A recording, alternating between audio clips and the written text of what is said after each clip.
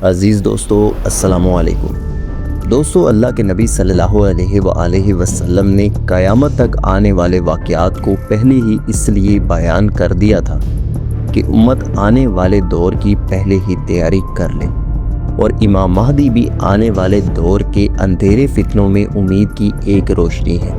और अगर कोई शख्स इस एक उम्मीद को देखते हुए थोड़ी तैयारी कर ले तो क्या कुछ हो सकता है। आज मैं आपको इसका ज़िंदा सबूत दिखाता हूँ, और साथ ही मैं आपको दिखाऊंगा कि ईरान के सुप्रीम लीडर आज भी ईरान में ज़िंदा है।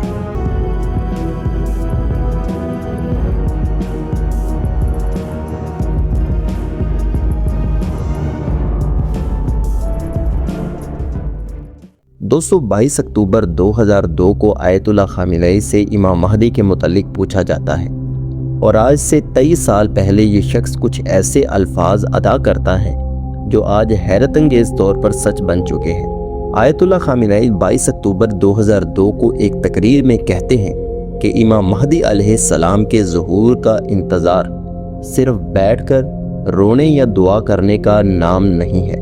हमें खुद को इस काबिल बनाना चाहिए कि हम इनके मददगार और सिपाही बन सकें।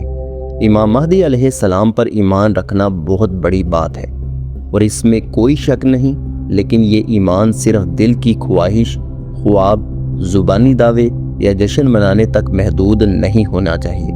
ये एक ऐसी उम्मीद है जिसके साथ अमल भी ज़रूरी है। रवायात में जिस इंतज़ार की ताकीद की गई है, इसका मतलब हरगिज़ ये नहीं कि हम हाथ पर हाथ रख कर बैठ जाए। हकीकी इंतज़ार ये है कि हम अपने आप को उस दिन के लिए तैयार करें कि जब इमाम महदी अलैहिस्सलाम ज़हूर फरमाएंगे।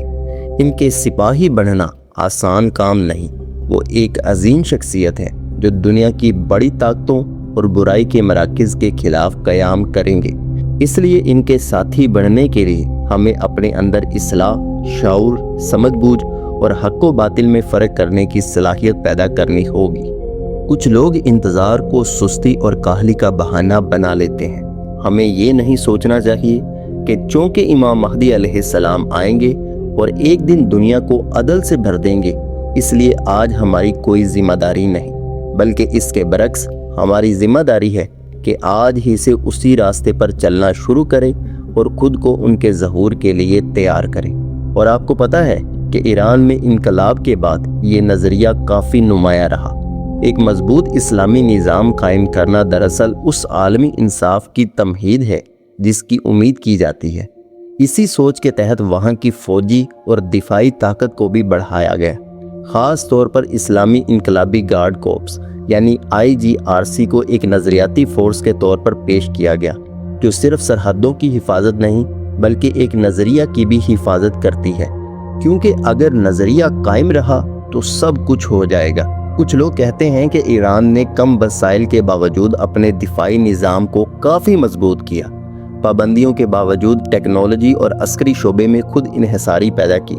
इनके हामियों के मुताबिक ये सब इसलिए था कि अगर दुनिया में ताकत के तवाज़ुन की बात हो तो वो कमज़ोर ना रहे।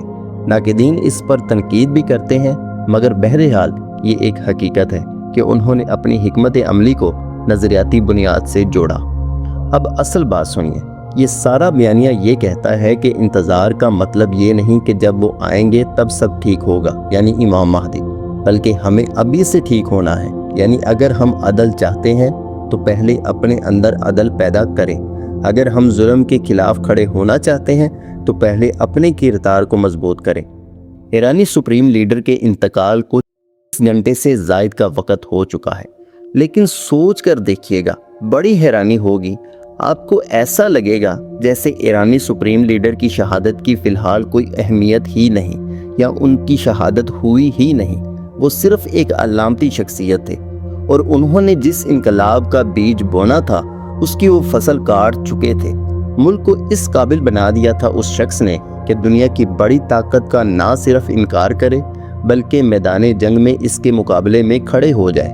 और आपको आज ऐसा लगेगा भी कि ईरान का कोई लीडर दुनिया से गया ही नहीं, क्योंकि जिस मकसद की बुनियाद पर अमेरिका और इजराइल ने ईरान पर हमला किया और इनकी बड़ी क़यादत को मार डाला, तो उन्होंने ये सोचा था कि अगर ये क़यादत ना रहेगी तो ईरान बिखर जाएगा और वो इनके सामने सर झुकाएगा, लेकिन ऐसा कुछ नहीं हुआ। ऐसा लगता है जैसे कोई सुप्रीम लीडर गया ही नहीं, बल्कि ईरान और मजबूती के साथ इजराइल और अमेरिका का मुकाबला कर रहा है।